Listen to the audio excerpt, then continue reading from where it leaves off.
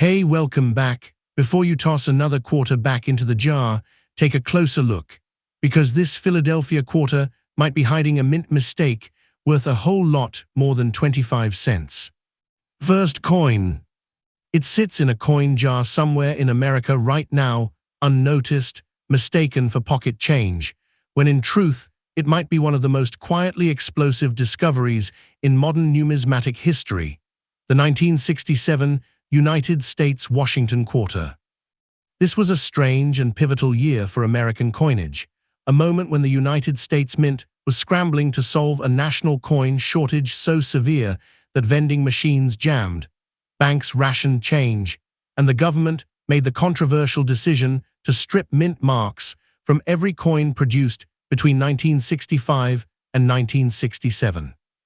That single decision means every 1967 quarter left the factory anonymous, with no clue as to whether it was struck in Philadelphia, Denver, or San Francisco, and that anonymity is exactly what makes some of these coins so tantalizing today, because buried within that faceless flood of silver-colored clad quarters are a small number of anomalies that never should have existed. Coins that slipped past inspectors during a chaotic transition year when quality control was stretched to its breaking point. To understand why this coin matters, you have to understand what it represents. 1967 was the second full year of the mint's transition away from 90% silver quarters into the copper-nickel-clad composition we still use today, and that transition was messy, rushed, and riddled with technical hiccups. Somewhere in that chaos, a small number of quarters were accidentally struck on leftover silver planchets instead of the new clad blanks, meaning a handful of 1967 quarters may actually be struck in 90% silver despite being minted a year after silver quarters were officially discontinued for circulation. Other examples emerged with double die obverses, where Washington's profile or the lettering around it appears subtly duplicated, a ghostly echo caused by a misaligned hub during the die-making process. Still others show off-center strikes, clipped planchets, or broad strikes where the coin was punched outside its retaining collar, spreading the design wider and thinner than it should be, creating a piece of metal that looks almost otherworldly compared to its millions of ordinary siblings. Picture holding one of these coins under a bright lamp, turning it slowly between your fingers, watching the light catch the surface in a way that feels wrong for a supposedly common quarter. A standard 1967 clad quarter has a distinctive copper-colored edge sandwiched between two silvery outer layers, visible if you look closely at the rim, but a silver transitional era coin will show a solid, unbroken silvery gray edge all the way through, with no copper stripe at all. That visual detail alone, the presence or absence of that thin copper line, has turned ordinary-looking pocket change into extraordinary discoveries, because it's subtle enough that 99 people out of 100 would never think to check for it, yet obvious enough once you know to look that it changes everything. The weight test is where suspicion becomes evidence. A normal 1967 clad quarter weighs approximately 5.67 grams, but a silver planchet era coin will weigh closer to 6.25 grams, a difference so small on a kitchen scale, yet so massive in numismatic consequence that collectors keep digital gram scales specifically for this kind of moment, sitting in nervous silence as the numbers settle and either confirm or shatter their hopes in an instant.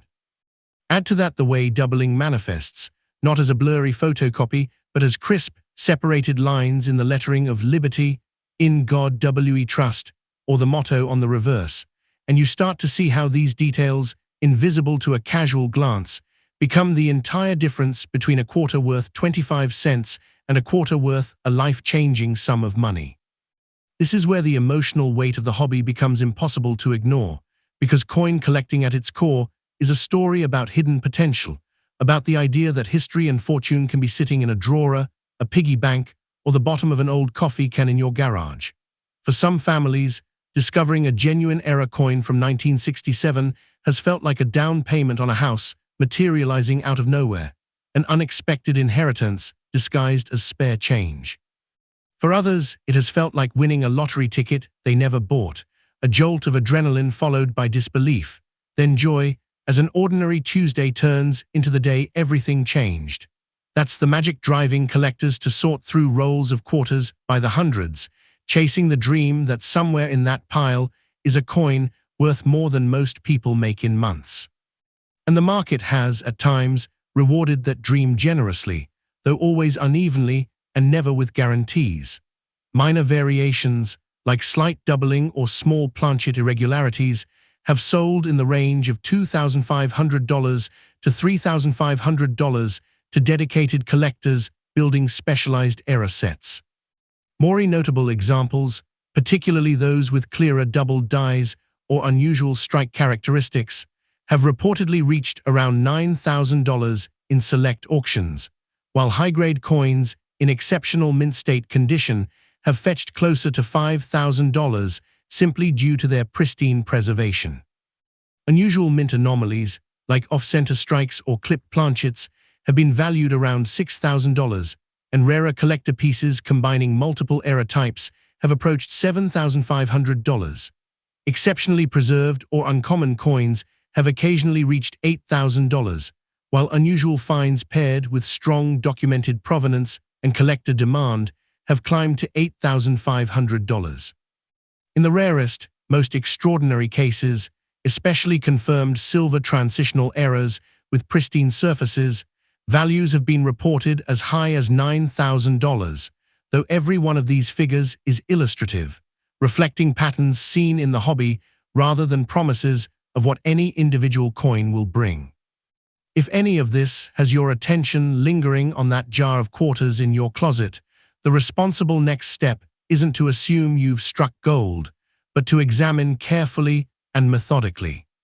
Check the weight on a precise digital scale, inspect the edge for the presence or absence of that copper stripe, hold the coin at an angle under raking light to see if the strike looks slightly off-center or misaligned within its rim, and look closely at the rim itself for any flattening, doubling, or irregular shape that suggests it didn't sit properly in the collar during striking. Examine the lettering with a jeweler's loupe for doubling that shows real separation rather than simple wear or damage, since post-mint damage is often mistaken for genuine error doubling by hopeful but untrained eyes. None of these home tests replace professional authentication. And any coin showing promising signs should be sent to a reputable grading and authentication service before any assumptions are made about its value, because the difference between a genuine rarity and a convincing look-alike can mean everything. What makes this story so unsettling, in the best possible way, is that these coins are not locked away in vaults or museum cases. They are out there, in circulation folders, inherited collections, forgotten mason jars, and bank rolls nobody has bothered to search in decades, waiting for someone patient enough to notice what everyone else overlooked. The 1967 Washington Quarter is a reminder that history doesn't always announce itself with fanfare. Sometimes it just sits quietly in your pocket change until the right person finally looks closely enough to see it. And if a coin this ordinary-looking can hide secrets worth thousands of dollars, you have to wonder what else might be sitting untouched in your own collection right now, because the next coin we're about to reveal may be even more shocking, even rarer, and even more capable of turning an unremarkable day into the discovery of a lifetime. Next coin. It looks like nothing more than a scuffed piece of pocket change, dulled by decades of vending machines and coin jars. Yet the 1977 Washington Quarter carries a quiet history that most people walking past it in a cash register drawer would never suspect. Struck at the Denver Mint during a decade when America's coinage had already fully transitioned into copper-nickel-clad composition, this quarter arrived in a period of enormous production volume, with Denver churning out hundreds of millions of pieces to keep pace with a growing economy and an increasingly cash-reliant public. But high-volume production runs are exactly where mistakes slip through, because when a mint is pressing coins at blistering speed, worn dies, missed planchets, and collar malfunctions become more likely, and it's within that overlooked, mass-produced ocean of 1977 quarters that a small number of genuinely unusual specimens have surfaced, coins that defy what a quarter from this era is supposed to look like. Most 1977 D quarters are visually unremarkable. A satin-gray copper-nickel surface, Washington's portrait crisp but familiar, the eagle on the reverse rendered exactly as it had been for decades. But a rare handful show something different, an eagle with feathers that seem to blur into faint secondary lines, a liberty that appears to have a shadow-like echo trailing just behind its primary strike, or a date that looks strangely doubled when tilted beneath direct light. These are the telltale fingerprints of a doubled die era, created when the die itself was hubbed more than once with a slight misalignment, permanently baking a subtle ghost image into every coin struck from that faulty die before the mint discovered and destroyed it. Collectors who specialize in era coins treat these doubled die specimens with a kind of reverence usually reserved for far older, far scarcer coinage, precisely because so few examples have been confirmed to exist from this particular date and mint combination. Beyond doubling, some 1977 D quarters have emerged with off-metal characteristics that shouldn't be possible for a coin struck well after the silver-to-clad transition was complete, hinting that a leftover or missed planchet from an entirely different production batch found its way into the coining chamber. Others show dramatic strike irregularities, broad strikes where the coin expanded outward without the confinement of its collar, creating a wider, thinner, almost alien-looking disc, or off-center strikes where Washington's profile sits crookedly on the coin, part of the design bleeding off into blank, unstruck metal. There are also documented cases of clipped planchet errors, where a curved or straight bite appears to be missing from the coin's edge, the result of a punching machine cutting blanks too close together from a sheet of raw metal. Each of these anomalies transforms an otherwise disposable piece of 1970s pocket change into a tangible artifact of mechanical failure, something manufactured by accident rather than design, and it's that accidental rarity that collectors chase with real intensity. Imagine, for a moment, a father clearing out his late parents' junk drawer, finding a small tin of loose quarters saved, just in case, tossing them into a coin-counting machine at the grocery store without a second thought, unaware that one dull, unremarkable 1977 D quarter sitting among them could have paid off a car loan or covered a semester of tuition. Stories like this circulate quietly within collector communities, not as urban legend, but as documented regret, missed opportunities that haunt people once they learn, often years too late, what they unknowingly spent or melted down. That tension between ordinary and extraordinary, between trash and treasure, is what keeps seasoned collectors examining every roll of quarters they can get their hands on, because the 1977 D isn't famous, isn't hyped, and isn't watched closely by the mainstream, which means genuine discoveries can still slip through undetected in a way that's become nearly impossible with more famous key-date coins. When it comes to actual market outcomes, recorded auction and private sale results show a wide range depending on the specific era and its condition. Coins with clear, well-documented doubling or notable mint errors have sold in the range of $5,000 to $7,000, while higher-grade examples of these same errors, certified in exceptional mint state condition, have reached closer to $8,000. In rarer cases, especially those involving significant, dramatic error types like broad strikes or clipped planchets combined with pristine surfaces, recorded sales have climbed as high as $35,000, numbers that stun even experienced collectors who assumed a 1977 D quarter could never command that kind of attention. Strong mint-state coins without major errors, but with exceptional eye appeal, have sold around $8,200, while unusual mistakes involving off-center strikes or unusual metal composition have brought $8,700 in private transactions. Extreme, highly documented errors have reached $9,000, and in the most extraordinary, virtually one-of-a-kind cases, verified examples have sold for up to $10,000, though every one of these figures represents a recorded past outcome rather than a promise of what any individual coin will fetch today. The emotional pull of these numbers is undeniable, because for many people, an unexpected $8,000 or $10,000 isn't just money, It's the difference between financial stress and financial relief, a way to catch up on bills, help a child through school, or finally take the trip they've been postponing for years. That's the quiet power hiding inside something as unassuming as a 1977 D quarter. It doesn't look like opportunity, it looks like nothing. Which is exactly why so many of these coins have likely been spent, melted, or lost entirely, their potential erased before anyone thought to look twice.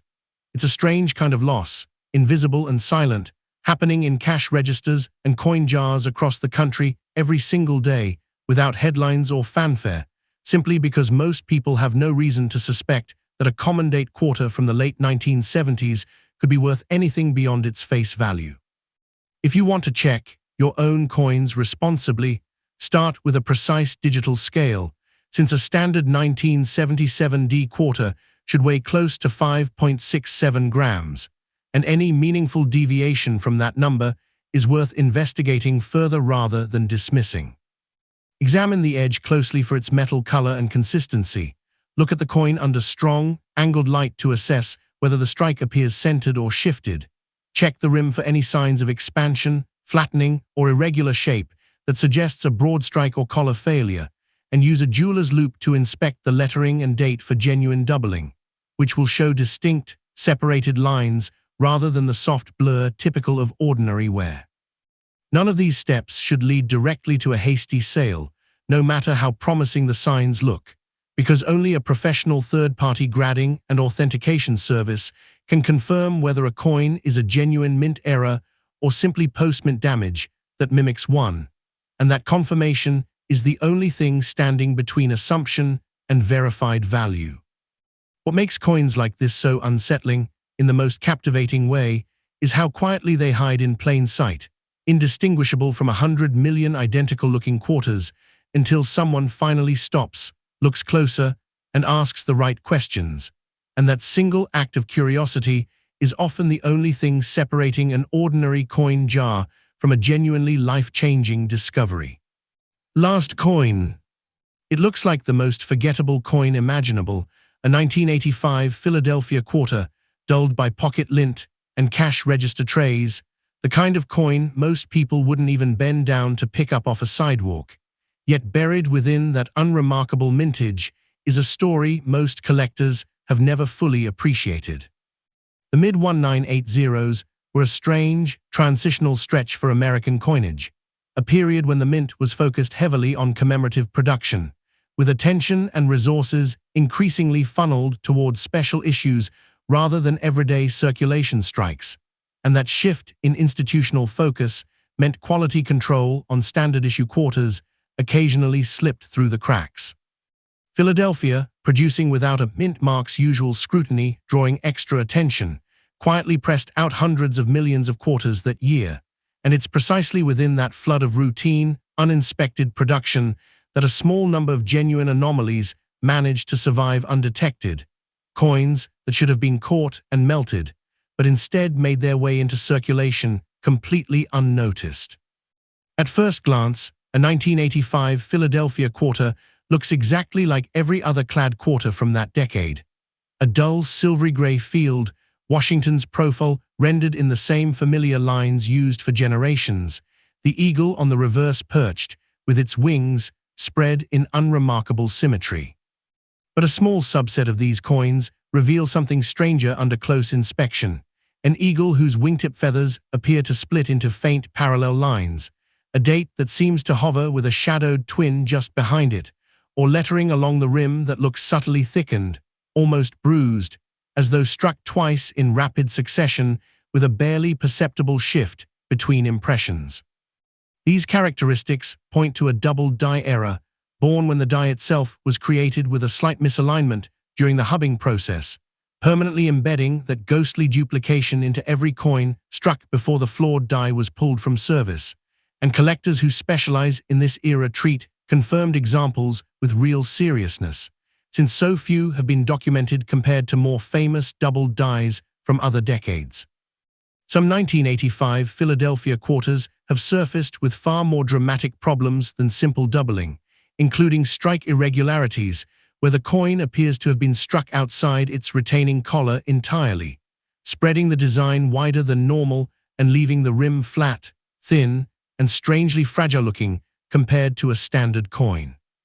Others show partial brockage, a rare and visually startling error where a previously struck coin became stuck to the die and left a mirrored, in-cues impression of Washington's profile ghosted onto the surface of the next coin struck, creating something that looks less like currency and more like an accident frozen in metal. There are also reports of clipped planchet errors, where a curved bite is missing from the coin's edge due to overlapping cuts during the blanking process, and off-center strikes where Washington's portrait sits crookedly, part of the design fading into untouched blank metal at the coin's edge. Each of these errors represents an accident the mint never intended to release, a flaw slipping past inspectors during a decade when commemorative coinage was stealing the spotlight and standard production oversight wasn't nearly as rigorous as collectors might assume. Picture a young bank teller in the late 1980s, sorting through rolls of quarters for a customer, running her fingers along dozens of identical coins without a second thought, unaware that one slightly odd-looking quarter in her drawer could have been worth more than her entire month's salary. Stories like this circulate quietly through numismatic forums and estate sale communities, tales of grandparents who saved interesting-looking coins in cigar boxes for decades without ever suspecting their true nature, only for those coins to be spent, donated, or melted down by unknowing heirs who saw nothing but ordinary pocket change. That quiet tragedy, treasure hiding in plain sight and vanishing before anyone recognized it, is part of what makes coins like the 1985 Philadelphia quarter so emotionally charged for collectors, because the line between forgotten junk and a life-changing discovery can be as thin as a few extra minutes spent actually looking closely. When it comes to documented sales, the numbers tell a story that surprises even people who think they understand this hobby. Smaller, more subtle errors, like light doubling or minor strike irregularities, have sold at auction in the range of $3,000 to $6,000, prices that reflect steady, consistent demand from specialized error collectors. Unusual finds involving more visible anomalies have reached $6,500 in documented private sales, while high-grade coins in exceptional, well-preserved condition have brought closer to $7,000 simply due to their rarity in that state of preservation. Strong error pieces, particularly those combining multiple defects like doubling paired with strike irregularities, have sold for $8,000, and extreme mint state examples showing dramatic, unmistakable errors have reached $8,600 at specialized auctions. Rare misstrikes, including confirmed brockage or significant off-center strikes, have brought $9,000 from determined bidders, and in the most exceptional, virtually unrepeatable cases, verified coins have sold for as much as $11,000, though every one of these figures reflects a documented past outcome rather than a guaranteed result for any individual coin someone might find today. The emotional weight behind these numbers isn't abstract for the people who have lived it, because an unexpected $8,000 or $11,000 can mean paying off a stack of medical bills, covering a down payment nobody thought was possible, or finally giving a struggling family room to breathe after years of financial pressure. That's what makes the 1985 Philadelphia quarter such a haunting subject within collector circles, not because it's famous, but because it's the opposite of famous, an anonymous, overlooked coin that almost nobody thinks to examine, which means genuine discoveries are still entirely possible in ways that simply aren't realistic anymore with more heavily scrutinized rarities. Every roll of unsearched quarters sitting in a bank, every forgotten coffee can in a garage, every inherited coin collection nobody has properly sorted, represents a small chance that one of these anomalies is still out there, waiting. If you want to examine your own coins with any real seriousness, start with a digital scale accurate to the hundredth of a gram, since a standard 1985 quarter should weigh right around 5.67 grams, and any unexpected deviation deserves further investigation rather than dismissal. Look closely at the coin's edge and overall color for consistency, since off-metal errors can show subtle tonal differences invisible at a casual glance. Then tilt the coin under strong, angled light to check whether the strike sits centered or noticeably shifted toward one side. Inspect the rim carefully for any thinning, flattening, or irregular width that might suggest the coin was struck outside its collar, and use a jeweler's loupe to examine the lettering, date, and design elements for genuine doubling, which appears as crisp, separated lines rather than the soft, shallow blur typical of ordinary circulation wear. No matter how convincing these signs appear, resist the urge to sell immediately, because only a reputable third-party grading and authentication service can determine whether what you're holding is a genuine, valuable error or simply damage that happens to resemble one. What makes this particular coin so quietly unsettling is the sheer ordinariness of its disguise. A 1985 Philadelphia quarter looks so thoroughly unremarkable that it has likely passed through thousands of hands without a single person pausing to consider what it might actually be. And that gap between appearance and reality is exactly where life-changing discoveries continue to hide, waiting patiently for someone curious enough to finally take a second, closer look.